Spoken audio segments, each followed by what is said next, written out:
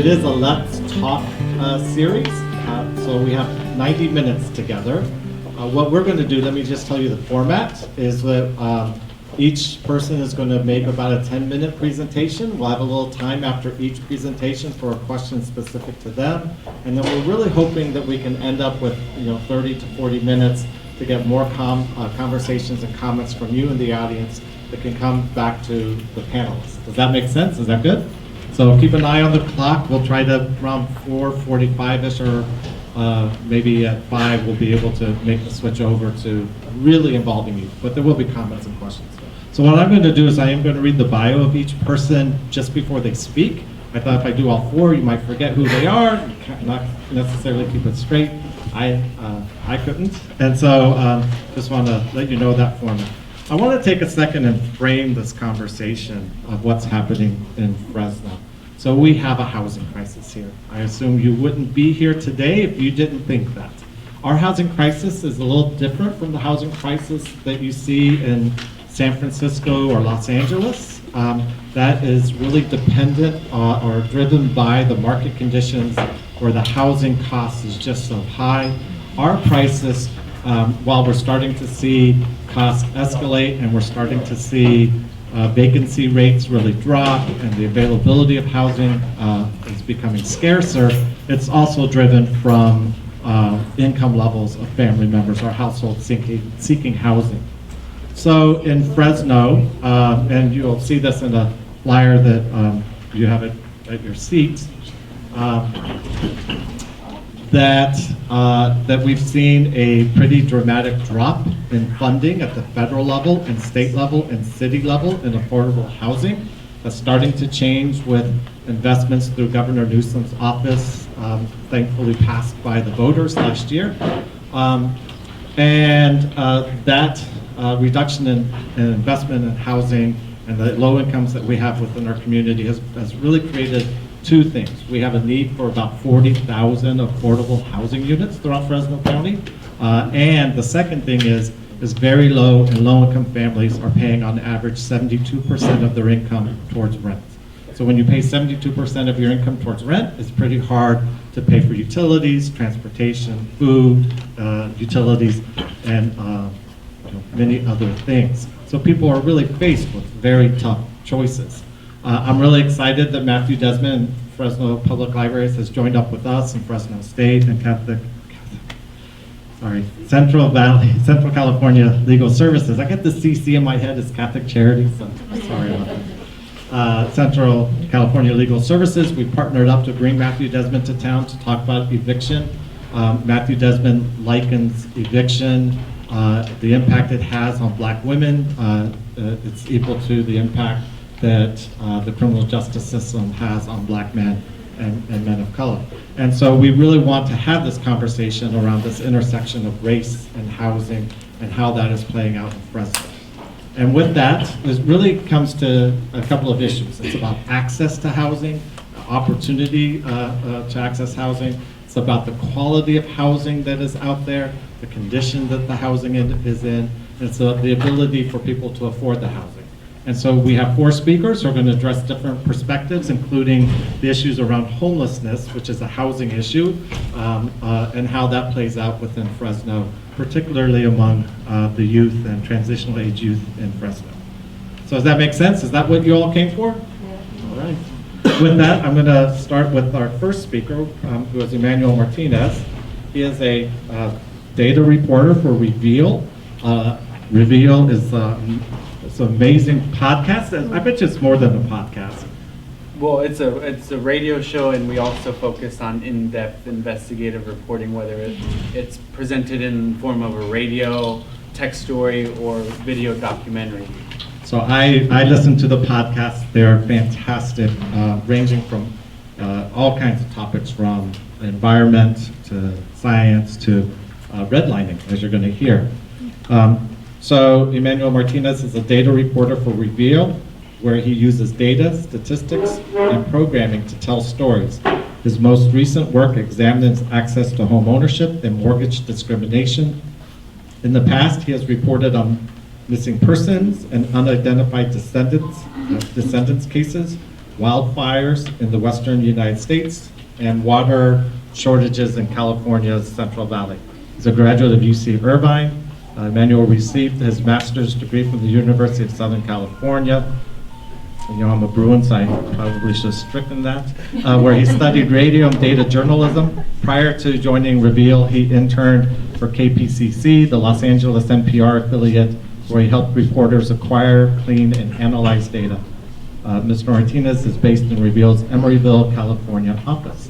Welcome, Emmanuel. Can everyone hear me, or should I use the mic? I think we should use the mic because it's being taped. Great. Can everyone hear me now? Yes. Great. So as Preston mentioned, I've been working on mortgages and access to home ownership for the past 2 years or so, primarily through data and the federal database that lists every mortgage application, nearly every mortgage application in the country for any given year. And I spent a year looking at that data set, 2 years of that data set, 2015 and 2016, and looking for specifically how race and ethnicity played into access to home ownership or the denial of. And are you all familiar with redlining by show of hands? So a lot of you are familiar with what the term redlining is. So for those of you who don't, back in the 1930s, when FDR was president, in order to stimulate the economy, he constructed this plan and a lot of it focused on home ownership. And as part of that plan came this idea, this notion of, well, who would be most likely to pay back their loans to access to home ownership? And so what the federal government did is that they encouraged, they financed, they supported legal discrimination and it came to be called redlining, because what the federal government would do, they would draw red lines around certain particular neighborhoods that had high populations of high black populations or immigrant populations, anyone who wasn't considered white at the time, and they told banks, told lenders, told anyone who was a housing provider not to lend in terms of mortgages, not to lend to any people in those neighborhoods. And so it was legal until from the 1930s up until 1968, when the Fair Housing Act came to eliminate that type of mortgage discrimination. So fast forward to 2018, when the story that I worked on was published, I found that in 61 cities across the country, people of color were still more likely to be denied conventional mortgages, even when they make the same amount of money, try to take out the similar sized loan, and live in a similar situated neighborhood as their white counterparts. We focused the story in Philadelphia, one of the largest cities with the highest disparities for black applicants, where we found that black applicants were 3 times as likely to be denied a conventional mortgage than their white counterparts. We found places like Salinas here in California and Chico, places to the south, like in places in South Carolina and North Carolina, and like I said, Philly. We did not, for better or worse, we did not find it in Fresno. Like the statistics did not show that Fresno was an area where redlining was still happening, but that's not to say that it's not happening. Still, getting a mortgage is a very complex process, and we focused on a particular subset of mortgages. And so conventional are often one form of discrimination, like when you're denied conventionals. The other part is people are often pushed into FHAs, those loans that are backed by the government that have higher interest rates, are more expensive. And what we've seen before is that people of color are often pushed into those types of loans when they could qualify for conventional mortgages. So that's how I come into this conversation of the denial of access to home ownership. And one of the things that I found stark in Fresno was how it relates to where people live and where people don't live, and the types of mortgages that they're getting. When I mapped out all the loans that were going into Fresno County, for example, and I don't think many of this will be surprising to many of you, but the 99 freeway acts as a line of demarcation, and most of the conventional loans, the ones that are often the standard product, the ones with the best terms, are all going to focused in white neighborhoods. For example, in northeast, the northeast corner of Fresno County, places like Clovis, in that area, and all like the FHA loans, the loans that often have the most, the more expensive, right? FHA kind of embodies this irony in life that it's more expensive to be poor. Those are all concentrated on the west side of the 99 in certain parts of downtown, the same parts in downtown that were redlined in the 1930s through the 60s. Like so just because I did not find redlining through the data that I work with, through the statistics, doesn't mean that Fresno is exempt from this type of mortgage discrimination. And so from the 1930s to the 1960s, there were red lines drawn around certain parts of downtown Fresno, and that's still a problem today when you see who's getting mortgages and who's not getting mortgages, and in what neighborhoods are those mortgages concentrated in, and what places they're not. So that's kind of what I'm here to speak, and how it connects to renting and homelessness is that oftentimes in most cities, if you can pay rent consistently, if you can afford rent, you can often make a mortgage payment. In Philadelphia, we found that some people were paying upwards or $1,200, $1,300 in their rent, and some people's mortgage payments were much lower than that. And I imagine that I'm not familiar with like the housing statistics here, the rent prices or the mortgage prices here in Fresno, but I imagine that being the same. And why home ownership is more important is that you can build a lot more wealth. That if I own my home and my friend is still renting, I am inherently more wealthy, more rich than someone who is renting. But oftentimes renting is more expensive than owning a home. So I'm going to turn it over and see if there's a question specific to you, but you said you're looking at the legal discrimination from the 1930s, and now we have discrimination, but it's really hidden behind biased systems like the credit reporting system. Mm-hmm. Can you talk a little bit about some of the, or within your podcast you talk about a particular bank in Philadelphia that did 500 mortgages, but only 15 of those went to African Americans, right? And so how can only 3% in Philadelphia? So can you talk about some of the hidden discrimination then? Yeah, and I want to mention that just because there's a fair housing law went into effect in 1968 doesn't mean that this type of mortgage discrimination went away. The housing crisis was built upon that, where all these predatory loan products with balloon payments, right, where the mortgage payment would automatically like increase 2-3 times more than the initial term. Those were all mostly pushed to people of color. And so when we look at like how fraught the relationship between housing and people of color has been, it's still been a consistent through line since the 1930s. And as Preston said, like, what is this shift to? How does this shift from like online, from face-to-face lending to online, more algorithmic-based decisions change?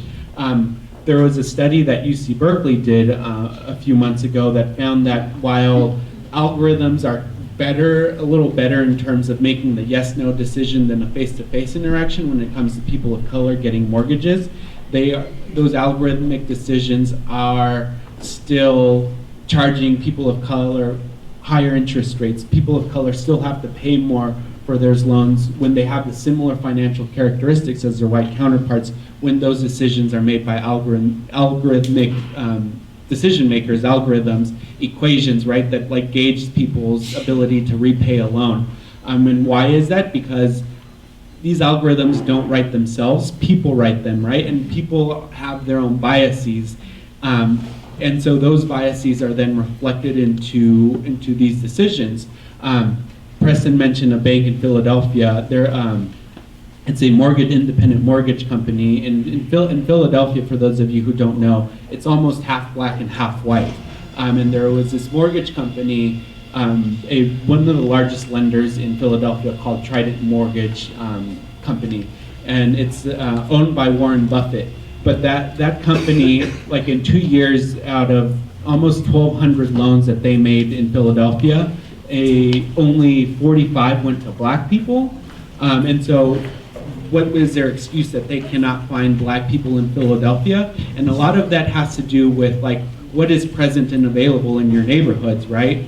And so the way that I've come to think about housing and the importance of housing, as many of these people here will note and agree with this argument, that it all kind of centers on housing. When you can segregate housing, you can segregate so many other factors in a community, like education, like food and grocery, healthy food options, and banking is no different than that. And I imagine if you go to, when I was doing initial reporting here in Fresno, I would go west of the 99 and find very few bank branches, right? And that's where the Latino population is concentrated. And if you go to brown, black populations, there are very few bank branches located in those neighborhoods.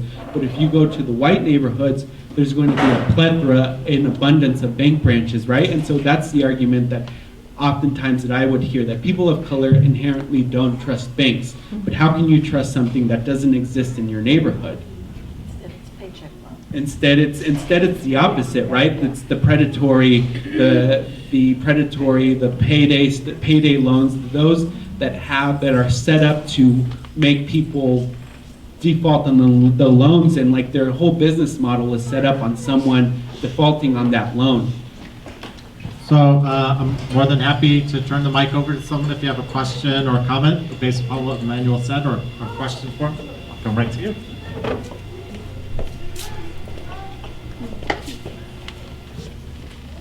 Hi. I'm just curious, like, how do they determine whether an applicant's black or white from like just online? And I've applied for home loans and I don't recall there being like a race question on there. Yeah, that's a good question. The mortgage provider, the loan officer, has to make a determination has to make an educated guess if the loan application comes from online. If you haven't listened to the story or the podcast, the story that we used, that we told the story through, is this black woman who was denied twice. The first reason that she was denied was the fact that she did not make consistent enough income. She was a contractor working at Rutgers University, and so that was the reason why she was denied. So she applied again.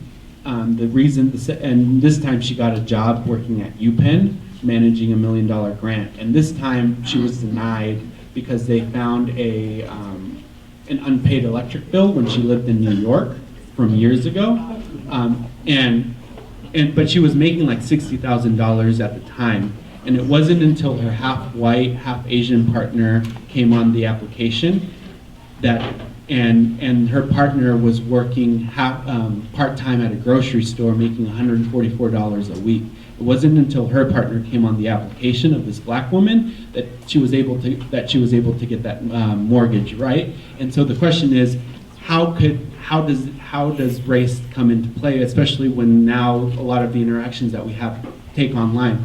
The emails that were going back and forth, her partner, the half-white, half-Asian woman, went by her legal name, at least in that email, but the legal name was Mary, right? And so the lending officer made an inference based on that name that said, oh, she must be white. That's how that kind of decision came to be, because the name that she went by was Hanako, but when the legal name shows up as Mary, it's more ambiguous, right? And maybe like the standard, Mary belongs to a white woman's name. So that was a great question. I thought the same thing. And again, it's these systems that are in place that like give the indicators for the decision makers. They're supposed to be, unbiased, but it's totally biased. Yeah, and it's also like the inherent biases that we carry as people that lead for us to fill in the gaps of information that we have. So we're going to move on. We're going to come back towards the end again to really open it up. So thank you for that question. Next is Sara Harris, who's with Central California Legal Services. She's the managing attorney for the housing team for CCLS. She leads a team of 16 passionate community lawyers, paralegals, support staff, and volunteers. The housing team provides legal services, primarily unlawful detainer defense, to low-income seniors, the disabled, veterans, victims of domestic violence, working poor, the LGBTQ community, and reentry community. With offices in Fresno and Merced and Visalia, CCLS's service area covers 6 Valley counties. Sara first became interested in housing when she met me, I believe, but she got interested in housing issues as a member of Fresno's Unified School Board, where she determined that safe, stable housing is foundational to children's success in school and life. Along with several other community advocates, Sara was a founding member of the Fresno Housing Alliance and the San Joaquin Valley Housing Collaborative. Sara. All right. So move it from 1930, when there was intentional redlining of neighborhoods of color, and move it to the foreclosure crisis, the housing crisis in 2008. And that was targeted to neighborhoods of color. For example, in the Fresno area, there had grown up in like the area around the fairgrounds and the west side and southeast Fresno and some of the rural communities, some really good working class neighborhoods that had long time ownership of their homes. Like grandma was still living in the home that they'd been living in for 30 years. Maybe the house had been paid off. And so, and the idea that when you own a home, you build wealth, you build equity, that's how you do that. That there was this idea that, okay, well, now we have these communities, and I think it was well intentioned at first. We have these communities that have this equity that is built up in these homes that have been paid off, and they've appreciated in value. So let's unleash that equity and unleash that wealth in these communities, so that they can send grandkids to school, so that they can, fix up their homes, something like that. Well, what ended up happening was these just crazy mortgages were developed that didn't have anything to do with whether or not someone could afford to pay the mortgage that would ultimately go along with these loans. And all they would look at would be the equity, the value of the home, and figure, well, if they default on this new mortgage, the bank gets the house, and we've got all the equity in the house, and we can just sell it to an investor. And so that's what ended up happening, because so many of those loans involved balloon payments. At the beginning, people were led to believe that, oh, gee, I can get a low mortgage payment, plus I get $60,000 out of my home that I can use to fix it up and send my grandson to college, or do something for the kids. And then they didn't realize that they had 5 years later, they had a balloon payment, or 2 years later, they had a balloon payment that was twice what they were originally paying on the loan, and they couldn't do it. So they defaulted on the loans. And what ended up happening is these homes were sold on the courthouse step in foreclosure, and in swoops the investors buying up these properties, whether it's local investors or investors from outside of the area, buying up these properties in these working class neighborhoods. So now they have the equity built up in these homes. They have a lot of them that have been fixed up, and they haven't had to pay anything for it. And they're not having to pay a lot for the mortgage, because they may have swooped up the place for $25,000.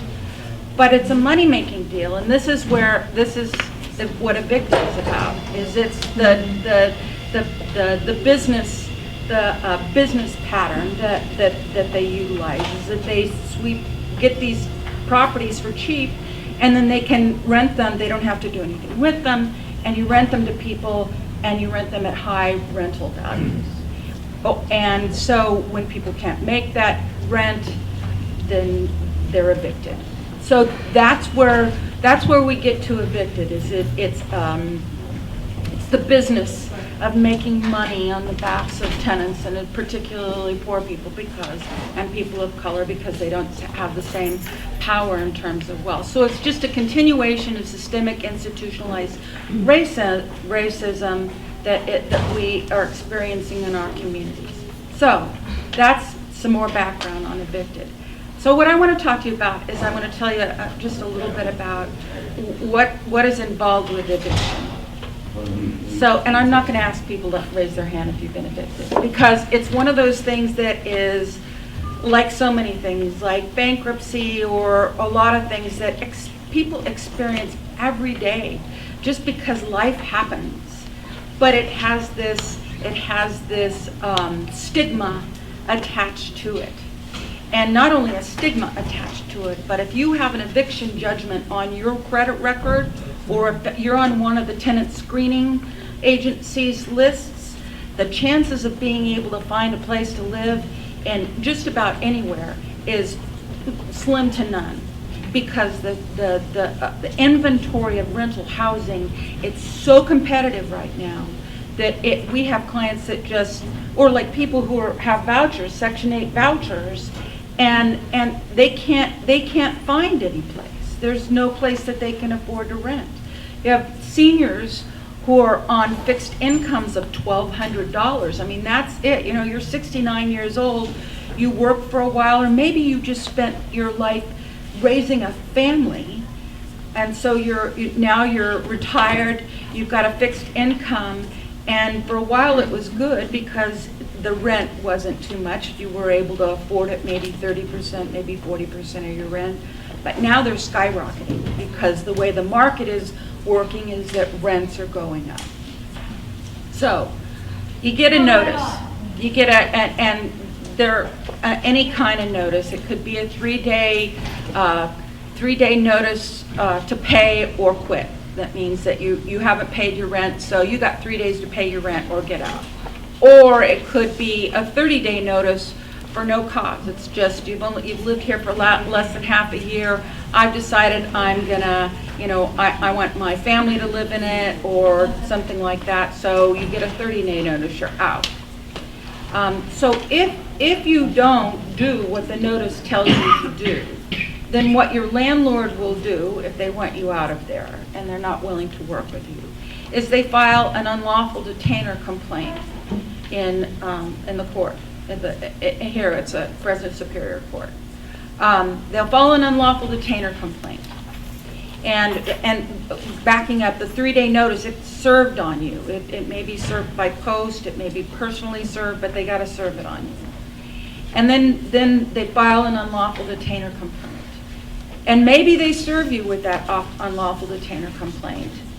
Maybe not. In some instances they don't, but let's assume they serve it on you. You have 5 days to file your answer. This process moves really, really quickly. And if you're not on it, you're under it. I mean, it's devastating what can happen. So if you don't file an answer within the 5 days, your landlord will go in and do get what's called a default judgment, which is basically said, they didn't respond, so I get possession of the property. And so what'll happen is then a writ of possession will issue. It's called a writ of possession, and the landlord will take that to the sheriff's office, and then you'll get a notice that says a notice to vacate, that you have a week to get out, to move out. And if you aren't out in a week by this date, at 6 o'clock that morning, the sheriff is going to come to your house, and they're going to take you out.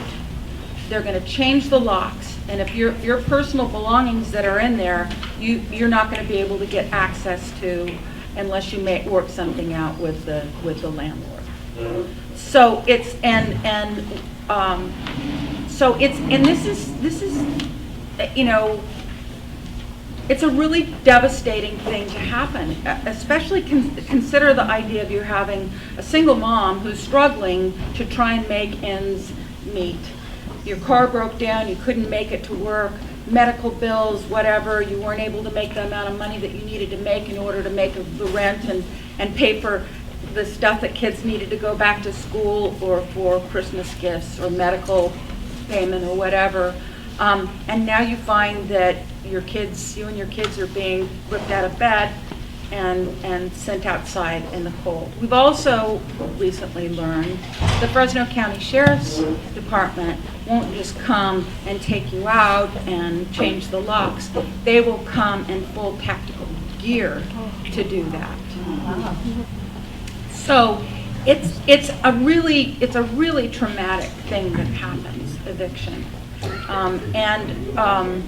So that's the process. One of the things that Matthew Desmond, one of the biggest points that he makes is that eviction is not a symptom of poverty. Eviction creates poverty. Because if you've been evicted and you don't have some place to live, you got to get a job, you got to get your kids. It creates just this downward spiral that is so difficult to get out of. So I wanted to do two more things in my presentation. How much? I got 2 minutes. Okay. All right. So I'll just CCLS, Central California Legal Services. Every year we get people call in to our offices or they walk into our offices. We have about 6,500 to 7,000 files that we open a year in our service area, which is, it's 6 counties in the valley. And roughly 65% of all those calls involve housing issues. They either involve eviction or they involve habitability issues, which I'll tell you, habitability issues lead to eviction. Because I don't know how many of this has happened to, but you're living in basically a horrible place. Rats, infestation, water doesn't work, heater doesn't work, those things, and you tell your landlord to fix, and the landlord says, you're only paying this amount of money. I'm not going to fix it. I'm not going to fix it. You call code enforcement. Code enforcement comes out and tells the landlord, or you call housing authority if it's a housing authority landlord. And they come out and they do the inspection and tell the landlord or the property owner or property management company, you need to fix this. You've got to fix this. So they'll fix it, and then, 30 days later, you get a notice, a 30-day notice to leave. And if you don't have a lease, there really isn't anything you can do about it. There's a possibility that you could tell the judge, if there's an eviction, that, well, this is in retaliation for me calling code enforcement, and maybe that'll save you that particular time. But I'll tell you, the first thing that you do that the landlord could say is a violation of your lease agreement or whatever, you get a notice for cause. So that's it. So I hope I get. Well, and then I'm going to turn it over if we get maybe one comment or question from the audience. But with Matthew Desmond coming to town, we want to talk about solutions we can come up for Fresno. And one of the things that we've been talking about is the lack of representation. So do you want to talk about how many landlords have a lawyer when they're at court, and how many residents? This is a really good question, and I struggle with this in a way. There are a lot of landlords that have attorneys that specialize in representing them in the unlawful detainer court. There are also a lot of landlords who are what we call pro per. They represent themselves. And believe me, there are some really good landlords out there. And the dilemma here is that we need landlords who are willing to rent homes to low-income folks. So it's a real catch-22 for us. But the idea, and this sounds harsh, but when someone comes to us and they seek our representation in an unlawful detainer proceeding, if it's for non-payment of rent and you can't pay rent, there really isn't anything that we can do. So we always encourage you to before this hearing, you need to figure out another place to live, because you're going to lose And if you lose, you're going to have an eviction judgment on your record, and it's going to be really hard for you to find a place for your family. So and that's usually the way it is. Even if we win, just like the situation with calling code enforcement, you better expect that in the next 6 months or so, you're going to get a notice, a 30-day notice to quit, and they don't have to have cause. So what I say is, the way I look at representation in the unlawful detainer context, we buy people time. We don't save their housing, we buy them time. Maybe we buy you 2 weeks, maybe we buy you a month, maybe we buy you 6 months. But the process, the instability involved with this, with the unlawful detainer process, exists whether you have legal representation or not. But your chances of you'll have a better outcome and probably more time if you're represented. So we're going to move to homelessness in Fresno, which is I think is the most important issue that we have to solve in this community, and it's within the context of housing, with education, employment, transportation, many other things. Within that, we have a great leader at our table who's been addressing homelessness for a number of years. So Misty, there's my glasses, is the Sanctuary and Support Services Director, and has been employed by the Fresno EOC since 2010. She has over 20 years of experience working with foster youth homeless, and probation youth, young adults, and chronically homeless adults' families. Misty is responsible for all sanctuary operations, development, contractual and budgetary compliance, and oversight of service delivery and facilitation of evaluative measures for sanctuary and support services. LGBTQ+, is that the right way of saying it? LGBTQ+ project, and Central Valley Against Human Trafficking. Ms. Gattie-Blanco currently serves as the regional representative on the statewide board of directors for California Coalition for Youth, CCY, and is the treasurer for the Fresno Madera Continuum of Care. Hi. So, is it working? Okay. So, as Preston mentioned, I work with youth and young adults, but I also work with our older adult population as well. We have a variety of projects, and what I was going to talk about is kind of our permanent housing, or our rapid rehousing that we call it, and how the eviction plays into that. With our older adults, some of them may have 1, 2, sometimes 3 evictions on their record, and probably half of our clients don't realize that they even have them. In their mind, they were never evicted. They were just told to leave. And so oftentimes what we're finding is, so as Sarah mentioned, as like kind of that housing Section 8 voucher, that's a similar way our program works. So you have this entity that's going to pay your rent and provide you supportive services, and we're guaranteeing that the rent is going to be paid, right? That's part of what we're doing as far as that supportive services. And what we're finding is, because of these evictions, that we can't even get landlords to rent to our clients, even with that guarantee that here someone's going to pay the rent. The case manager will be at their door to collect it and turn it in if that's the case, if they have a portion. Sometimes our clients don't have rent portions because they don't have any income, so we're paying the whole thing. But I had some of my staff kind of pull some numbers for me because I was just curious what that looked like, and what we're finding these days is at least 30 to 50 have at least 1 eviction on their record. And those that have more, they're applying to 2, 3, and sometimes 4 places. And by places, I mean 4 different landlords, 4 different property management companies, to find out if they can allow credit.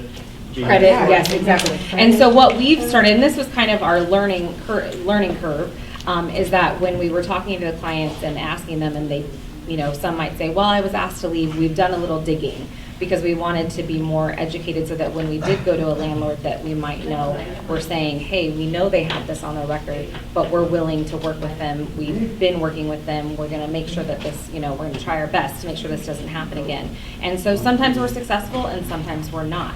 And part of that problem is because we don't have a lot of housing that's available, even for the ones that have these voucher type programs, or the Section 8. It's just not there, or we're not able to get some of our landlords to work with us in those cases. And then I think about the amount of time that someone goes, and with homelessness, they're on the streets before they're even getting into their apartments.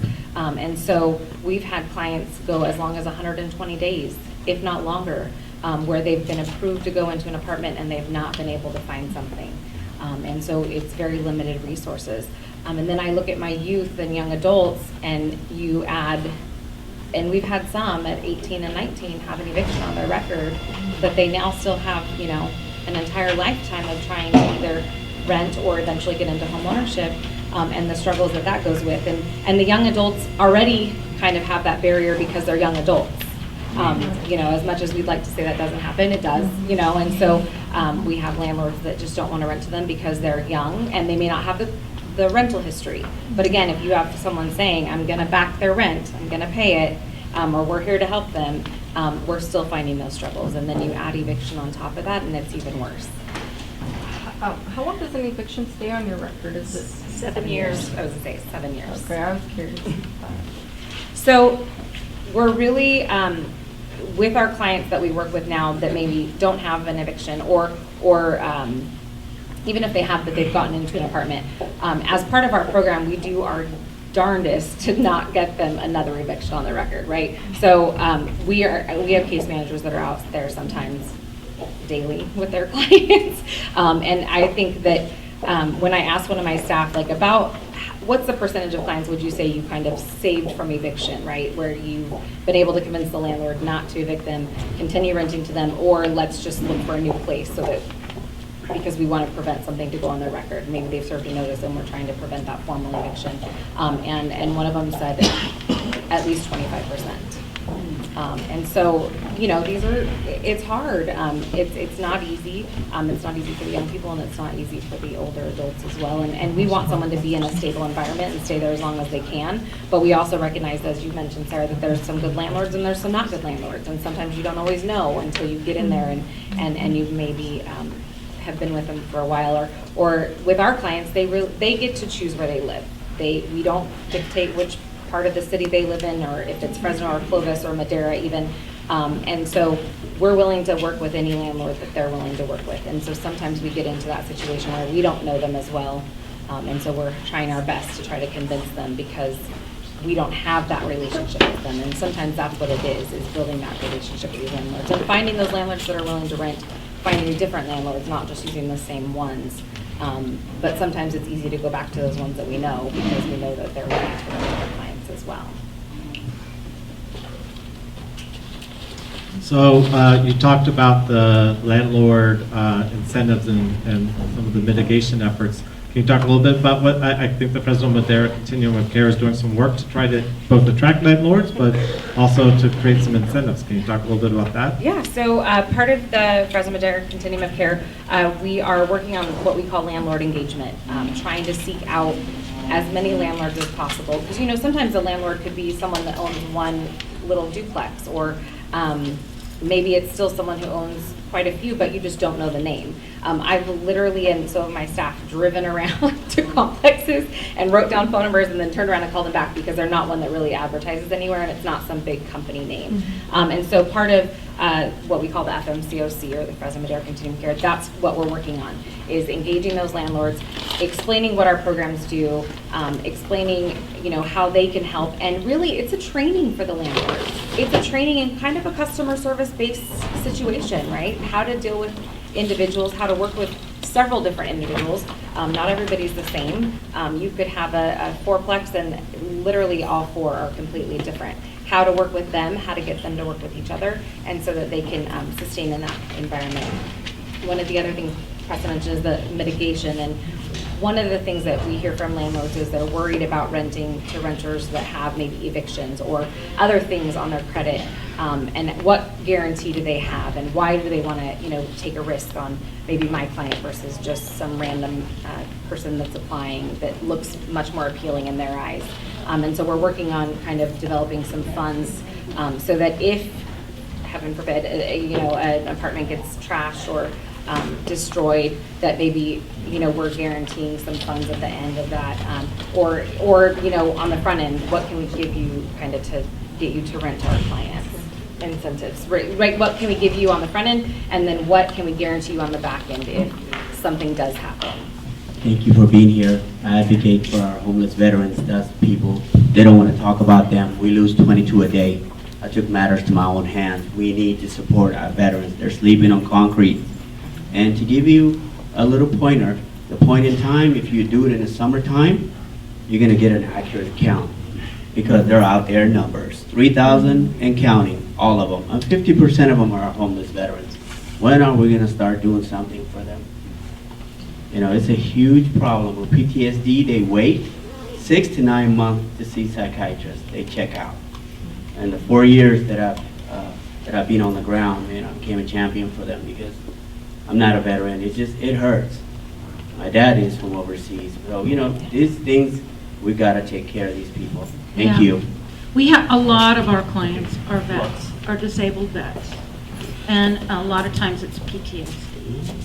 And maybe we can ask the Fresno Public Libraries to do a Let's Talk on Homelessness, and we can cover the issues not just of the youth today, and have more speakers that cover the full spectrum. Yeah, and today actually CCLS is staffing Stand Down for veterans. Yes, they have. There. So it's an important part of our practice is focusing on, we feel really strongly about making sure that our veterans are taken care of. Wait, we have one more question or comment. Hello. Thank you for taking my question. I apologize for being late. My son just came home from being incarcerated, and I know I'm giving personal information, but I have Section 8 and I can't risk it. So I need support in knowing how to support him because he's not like self-initiating himself to be motivated. And I'm doing the best I can to motivate him, but it's a lot on me to motivate another adult that could be here and that wants to be home and rest, and I understand when a person needs rest, they need rest. He's been home a week, but I just need some guidance, he don't have an income. He's trying to get Social Security, but I can't risk my Section 8. And I know they have the places where, I forget what they're called, where you can rent the place and they serve you a couple of meals a day, room and board or whatever, but you have to have an income. So I'm stuck and I don't have family that he could stay with, so I'm just on a prayer. Thank you for listening to me. Thank you. So I'm going to say 2 quick things. One is talk to Tiffany before you leave, because I want you to talk to us. And I want to be clear, if you have a question about a housing authority program that you're participating in, that you can come and ask questions. Many times people go to CCLS because they're afraid that if they talk to us that we will act on it, right? And so I want to make sure you know that you're safe to come talk to us. The second thing is, and I do have 2 of my board members here, Sharon and Adrian, and a few years ago we started really looking at those individuals who have experiences with incarceration as they come back into the community. And so we're looking at our policies, particularly around housing choice voucher and public housing, to ask, are we not sentencing someone to a second term by enforcing our criminal background checks and our look-back periods. And so, again, I want you to talk to Tiffany, and we'll keep your information private, and then have you talk to one of our staff. But we definitely have an issue of people who've had experience with incarceration and the impact that has. They can't get housing, they can't get a job, and what are they supposed to do? It doesn't make sense. They separate from their family and their kids. That's not what we want. So thank you for raising that issue. All right, our last person is Andy Levine. He is the Regional Director for Faith in the Valley, a multi-faith coalition of congregations and faith leaders across Central Valley, uniting around values of inclusion, civic participation, and defending our most vulnerable communities. In Fresno, this has included recent campaigns to protect tenants experiencing unsafe and unhealthy housing conditions, leading to the City of Fresno's passage of the Rental Housing Improvement Act in 2017. Andy is a proud native of Fresno and the Central Valley. He moved back. My time up? Yes. Yes. He moved back home 7 years ago to join Faith in the Valley, then Faith in Community, and has been on the team ever since. One of the proudest and most life-giving experiences of his life. While the Central, yeah, so you got some more experiences, but I think you're right, this is a pretty big experience. While the Central Valley is home to some of the most vulnerable communities in the entire country, Andy and Faith in the Valley also believe strongly in the rising leadership, capacity, collaboration, and interconnectedness that Faith in the Valley and partners have been building for a future Central Valley where everyone truly belongs and is counted. I hand this over to Andy. Thanks, Preston. Can you hear me? Yeah. So, if you know my personality, you'll know this is kind of ironic, but somehow I got assigned the good news role to share that we've heard a lot of the reality on the ground of what so many of our families and communities are experiencing. But part of my job is to share that it's not all depressing, or it's not all hopeless. There's actually some good things happening and opportunities for even better things to happen in the future. So two of those things, actually it's really good timing, because there are two bills that passed at the state legislature in Sacramento just last week, and as far as I know, unless there's something that's happened today, they're both sitting on Governor Newsom's desk, waiting for his signature, but hopefully soon to be signed, that have to do with this very topic. The first one is AB 1482. These are both really, I think, just huge bills and opportunities for us. But this one specifically, it does two things. It's not, people probably have heard of rent control. A lot of cities and jurisdictions have rent control. This isn't rent control, and I think actually that's a topic that we should be exploring and pursuing here locally. This isn't quite that, but it's a good step in that direction around curbing rent increases. Specifically, it's called a rent hike cap, and the legislature went back and forth on some of the numbers, but the final number that starting, I believe, January of next year, this is going to be taking effect, is it caps annual rent increases at no more than 5% plus inflation, and that inflation will sort of it'll vary by region, have to be defined, but essentially it's 5% that rents cannot be annually increased each year, which again is not rent control and not what it needs to be. It's not strong enough, but it's actually a good step in the right direction. I think especially for us here in the Central Valley, where we're seeing over the last few years rents are really starting to rise, and families are seeing egregious rent increases, so this will do something about that. The second thing that actually I think is, it's not being talked about as much as a part of the bill, but I think is actually huge, that went along with the bill, it's called Just Cause for Evictions.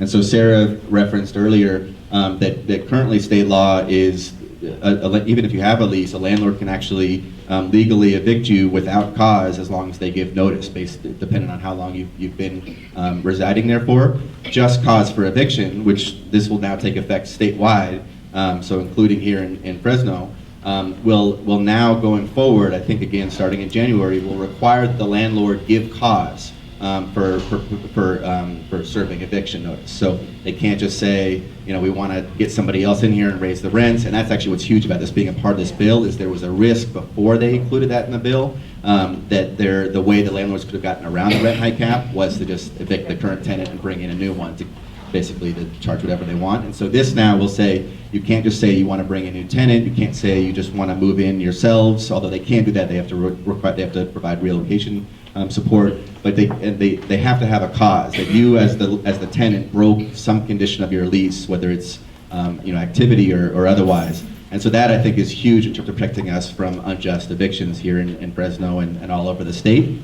The second one is SB 329, and this is connected to a lot of what we were talking about last hour. It is anti-discrimination based on source of income, specifically based on housing vouchers. So a landlord cannot legally now reject your application or your candidacy to be a tenant simply because you have a voucher. So people probably see all the time, and it's been legal, where they say no, Section 8, Section 8 don't apply or whatever. They legally will not be able to do that now. I mean, there's still going to be, it's going to be really key for us to have the legal enforcement, because that's going to be tricky for us to keep track of. But legally, landlords cannot actually discriminate and deny your application based on your source of income. Those are both, I think, really huge and really good news. The bad news, or the discouraging news, that I think connects to this conversation too is, I believe, someone can correct me if I'm wrong, but only one of our legislators representing the Central Valley actually voted in support of either of those bills. There was Assembly Member Eggman, I think, was the only one who actually voted. She's up in the Stockton area, voted for both. The rest of our legislators on the Assembly and Senate side either voted no or abstained, which for me, has a lot to do about our need to just be more civically involved in general. But I think it's also connected to this continued myth that we all need to break. That somehow like the affordability crisis is just in the Bay in LA, and that we don't actually have that crisis here, which you all know because you're here and you're living it, has long been untrue and is increasingly less true. And so I think our legislators are needing to hear from us on that. That connects, and I'm probably running short of time, so I better hurry this up. Okay, cool. That connects to the last thing I wanted to share, which is around like how do we do that? How do we build the power and the awareness and really prove to everybody, but including our elected officials, that there is a crisis here and we need them to take action. One example of how we've done that on the we're talking now on the affordability side, but on the habitability side, on folks dealing with literally and legally unsafe and unhealthy and unlivable conditions. Something that we've seen happen in the city of Fresno that we were really proud to be a part of a couple of years ago. It was actually a long-running campaign, was pushing our city council and our mayor in Fresno to pursue a program that other cities had taken up, that had shown really strong results, of moving away from we've talked about how, like, if you're a tenant and you complain to your landlord or to code enforcement about your conditions, you have a fear of retaliation for a whole host of reasons. Because of that fear, because of that risk, we were able to organize, mobilize, get calls to our council members, media, show up at council meetings, and force our city council to pass a program that passed in 2017 called the Rental Housing Improvement Act, which now will take the onus off of tenants to have to complain, and is saying that the city of Fresno is expected to proactively and routinely just go and inspect properties, rental properties all over the city, so that the tenant doesn't have to complain. The city should be doing its job to enforce state laws. That took effect a couple years ago. They've been doing inspections for about a year, and the latest numbers we've heard, which I think documents how this is working, but just how badly this was needed. As of I think a few months ago, they had the city of Fresno had inspected about 4,000 or so units. The numbers that they gave us were that 66% or so of those initial inspections failed. And these aren't like, it's like they need better appliances or something. It's like they're legally unsafe and uninhabitable. 66% of them failed. The good news is that when you fail the inspection as a part of this ordinance, you have 30 days to fix it, or else then you really start to get some fines and some accountability. Of those 66% that failed, 92% of those passed re-inspection 30 days later, meaning that actually prompted landlords to do what they should be doing in the first place. So that sounds really great, but then what happens with rent in the meanwhile? I mean, is the tenant still expected to pay rent for that time period while the landlord is not in compliance? So actually two things on that. There's a couple of cities, including LA, have created a program called like a rent escrow program. REAP, I don't know what it stands for, but it's basically if your property is not in compliance, if code has an open citation, then you are not actually legally obligated to pay rent. If basically the landlord hasn't held up their end of the bargain, I think the way that this works is the tenant, where they have this program in place, the tenant can pay into this program in the meantime, and they basically to not pay the landlord until the landlord actually becomes in compliance. Is that? Yeah, and more or there's less right, Sarah? the other thing that can be done is, in fact, we have a case pending right now against a mobile home park out in the Mendota area where they've been renting RVs. Just really, it was a horrible situation out there. Was not habitable, and they've been taking people's money for years. And we have a lawsuit against them right now, and one of the things that we're seeking and that we're entitled to under state law is what's called the disgorgement of rents, which means that you got money all of these years from these folks renting a place that you're not legally authorized to rent because it's uninhabitable. So you've benefited from their payments. You got to give it back now because so that is one of the things that can happen in some of these lawsuits. Yes, ma'am, that's what we're gonna do. So my words of advice, because I heard this from Sara, is the landlord's gonna look for a reason to evict you, so not paying the rent without some kind of protection is really dangerous. Yeah. So it sounds great that there's actually steps being taken. So I'm gonna turn it over to, who's going first? Okay. I was actually, this is for Andy, just really quick, wondering if there's been any follow-up with the successful cases, and whether or not later there was any retribution or rent increase for these folks. Yeah. Andy, here we go. Thank you. Yeah, it's a great question, something we're wanting to keep an eye on. We haven't heard of any kind of sign of that yet, but we've got a team of like Fresno State students and some of our other volunteers that are canvassing. We basically know the areas the city has already inspected, and so they're canvassing those same areas, both just to make sure that what we're hearing from the city is consistent, but also asking this question about just making sure there are no unintended consequences of rent increases and evictions. We know the rents are going up. It's not because of the inspections, but they're going up, and so we're trying to document all that. There's someone else real quick, so we'll come back. Sarah, Someone back. I have a question. Actually, Well, I'm gonna do one here, and then I'll come to you, and then I'll come up front. Hold on, sorry. Andy or Sarah, the two bills you cited, is there a clause or a provision in there against retaliation by the law for the landlords? Because if it's not written in this bill, they can still retaliate against the renters. I just want to know, did they think about that when they were writing the bill? So I'm not a lawyer, so there's anti-retaliation laws already in place, and so hopefully those would apply to this.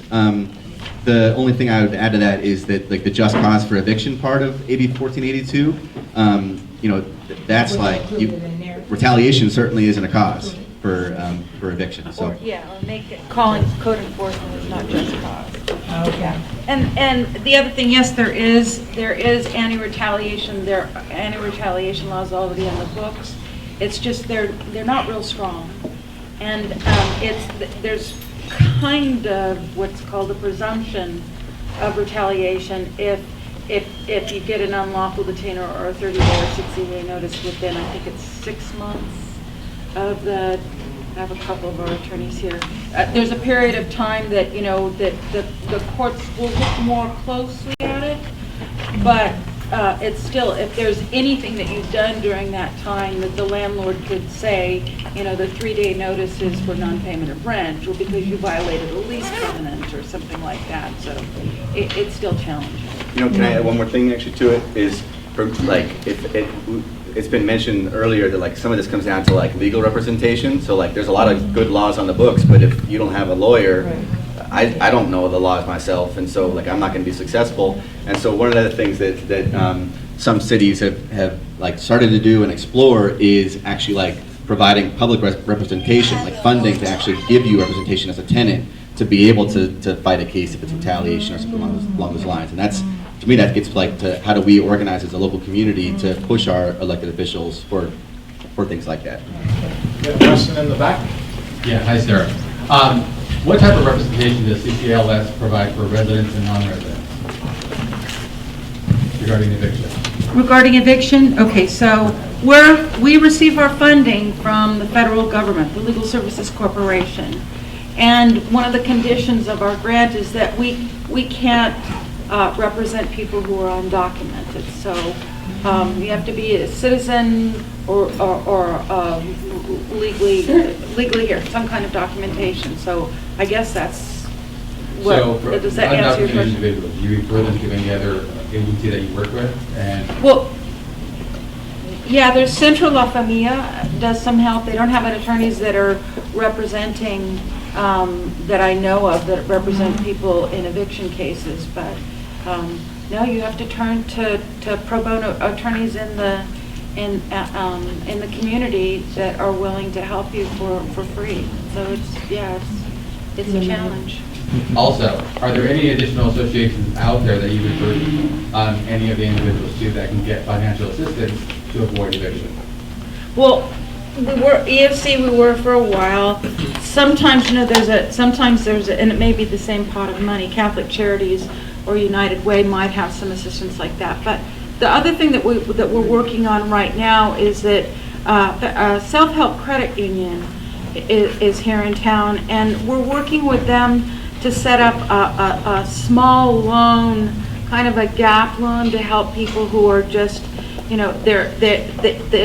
it isn't a chronic inability to pay rent because you don't have money, but you've gotten to a situation where just life has happened, it's a medical bill, it's a broken down car, and you just don't have it in the budget to pay the rent. They'll do a small low interest loan to help you over that hump and work out an affordable means of paying that back.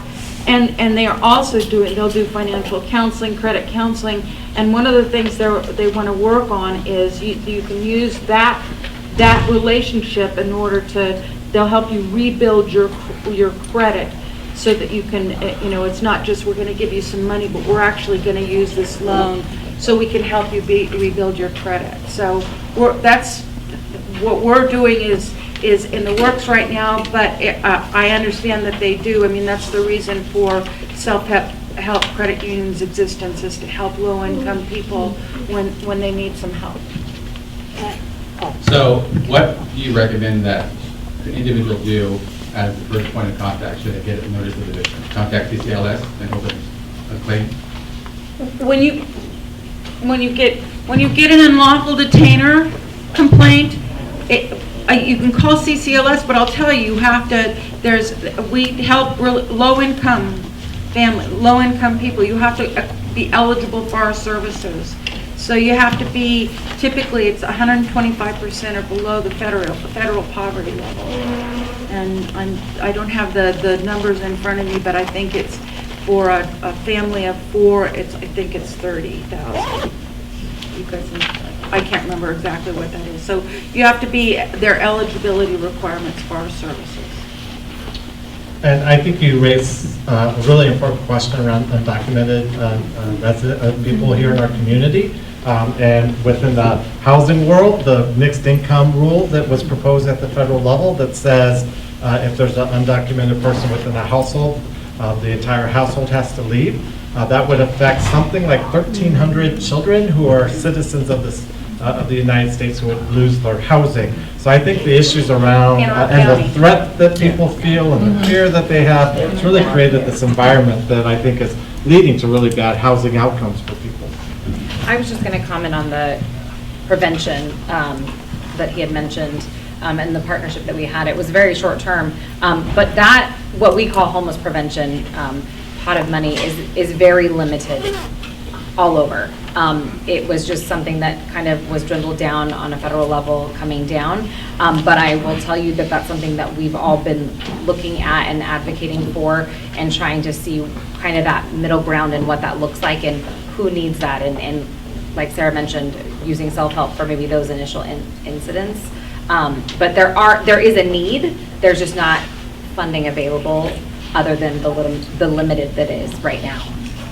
I see a shirt down there. We need to have a session on fracking. I just find it to be a crazy idea. You have a question or a comment? Yes.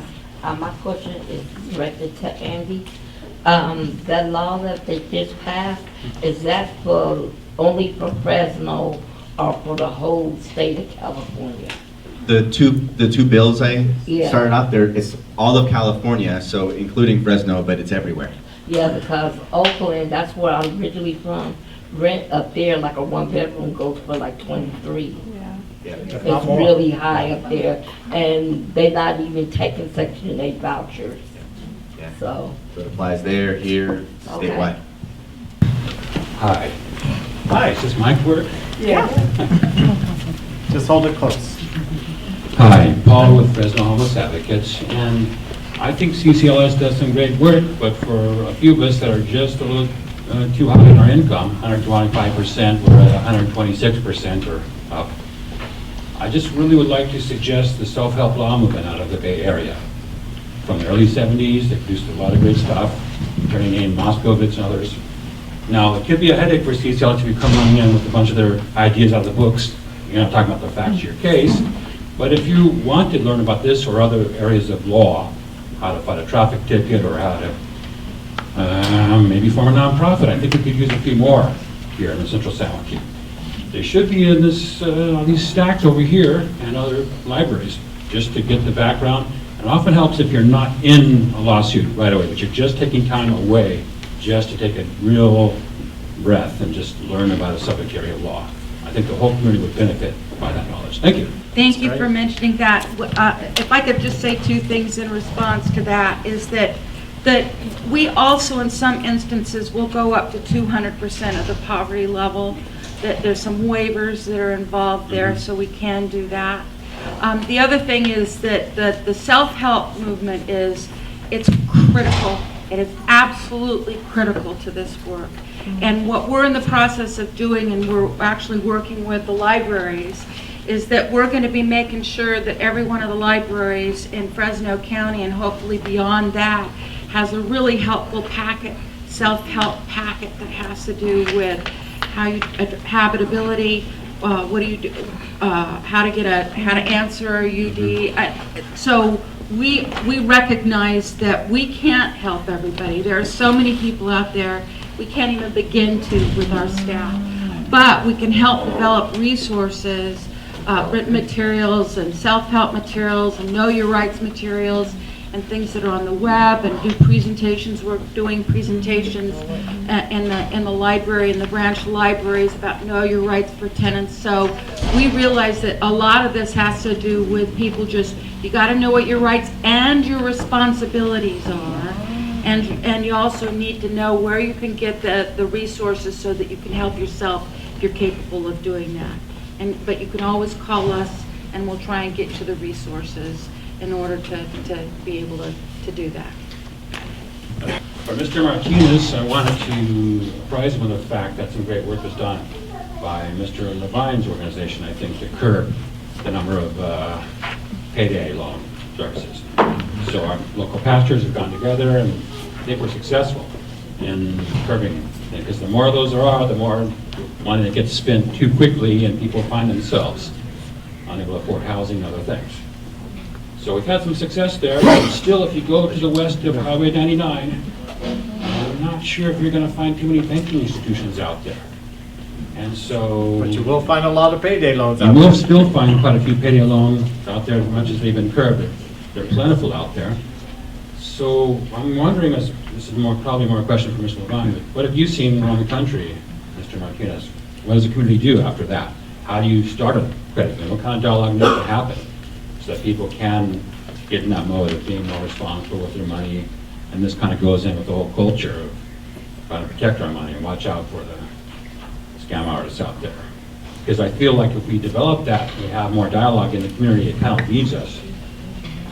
And that's more of a conservative angle here, but I still think it's important. Well, yeah, and a lot of this has to do with zoning issues and zoning laws in terms of what types of businesses can operate in particular neighborhoods. And for, unfortunately, all like the types of businesses, the more with detrimental effects, whether it's a payday loan or something like it has more environmental effects, like industrials, like have always been focused and concentrated in neighborhoods of color, and like that's the thing that unfortunately makes it more difficult for people of color to go that kind of teeter when you rent. You either become homeless or own a home, is like what resources are available to you, because in this country discrimination often plays out in a lack of resources, and so when you don't have banking, when you have to travel across the county, across the city to go to a bank, that has unintended consequences, whether like it's your job, picking up your kids, so it's all like you said, like what is available in terms of like in focusing in here in Fresno, what is available here in West Fresno, and how is that playing into the effects of like housing, for example. I just want to remind you, do the survey. Matthew Desmond will do the opening exhibit here at 5 p.m. on the 7th, and then he's going to do a community presentation at the Warner's Theater at 6:30. So make sure you take one of these flyers and come see Matthew Desmond. We'll do 2 last questions and wrap up. So my question is really for everyone in the context of what you're talking about. So Andy, it would be, what is the next thing that we as a community and or even our policymakers need to think about in terms of housing inspections, housing quality, and providing housing supply, addressing the deficit that we have here in Fresno, and then with each of you as well, the homeless, not just youth, but overall our homeless community, and then unlawful detainers. Is it our legal system that's, so I would just like to hear from you kind of like one thing that either we as a community need to think about doing or our policymakers need to think about in terms of your subject matter. I really think a lot about redlining because I know the history, I understand, I would do a lot of work in Southwest. And so thinking about policy or law, or we as a community, what do we need to be thinking about doing to address these issues? So go down the line, Andy down to Emmanuel. One thing in your area that we can do as a community. So one policy example I mentioned is like looking at cities that have provided public funding, public dollars to go towards legal representation. The vast majority of tenants that are facing evictions or other issues have to defend themselves, and that's untenable. So some sort of funding for that. But even in the meantime, I would say actually like just the city of Fresno, whoever needs to do it, to invest in like doing some like door-to-door canvassing. To actually get like some updated research information on what's the situation, like what's happening with evictions, what's happening with rents, because like we see like these like articles all the time about like these random websites like Zillow.com that are like talking about rent increases. I don't really trust that data. Like I want to actually like get some real-time information about what are tenants really facing on those areas. For ours, and I think we mentioned it a little bit earlier, is that landlord engagement piece and that landlord mitigation fund, and being able to find landlords and really invite them in and explain what we're doing and being able to get them to rent to our clients or any of the populations and be able to build that capacity as well. So another law that was passed and it was actually signed into law this year was an amendment to the housing element law in California. And I won't go into depth with the housing element law, but what it says is that when any community like a city or county gets federal funding, they're required to, especially for housing, they're required to go through to do some studies. And one of them is an assessment of impediments, the obstacles to housing opportunity, to fair housing. And in the past, it's been something that maybe the city would just hire a consultant to do, and they'd get the data at the 36,000 feet level from like maybe the census or something. But they really don't dig deep to find out what's going on in neighborhoods, what the local data is saying, what the local stories are saying about what's happening in neighborhoods. And so so now we're going to have to start doing that as a state, this assessment of fair housing and obstacles to fair housing. It was supposed to happen under Obama, but then the Trump administration eliminated it. So that starting in 2020, when we start going, there are these phases that go on, all the communities, all the cities and counties and housing authorities are going to have to do this assessment. The participation of people in the communities is vital to that. Becoming educated about and being able to tell your elected officials what's going on in your community and identifying the obstacles to fair housing, the obstacles to opportunities for housing is going to be critical to that process. So I'd say that that's the next step, is to get involved in the community when that process starts happening and finding out what data you can share with your electeds and the people around you. And then speaking about data and sharing that with other people, one of the things you can do in terms of like preventing redlining or helping further fair housing to all types of people is supporting those banks that do lend to people of color. And so how do you find that out? Each bank required by federal law because of the Community Reinvestment Act is supposed to keep data on where and who they lend to. And so you can go to any bank branch in the country. You can go to Citi, Bank of America, Chase here in Fresno, and ask the bank manager that you want to see their community reinvestment file, and that will show you who they're lending to and what communities they're lending to. And so if you want to support, if you want to, looking for a new bank branch to open up a new bank account or get a mortgage one day, look for those banks, ask them for that piece of information before you get in business with them.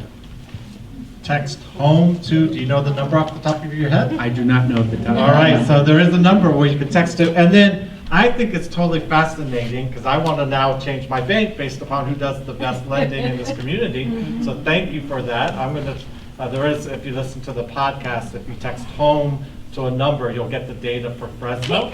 So thank you for sharing that. So data, information, analysis, engagement, and then action. That sounds like the Fresno Public Library. So let's thank them one more time for hosting us. And then thank you to the 4 of you for joining us today. Let's also thank the panel. And we are here to answer your questions if you have any before you leave. Angie, don't go away. I got one for you.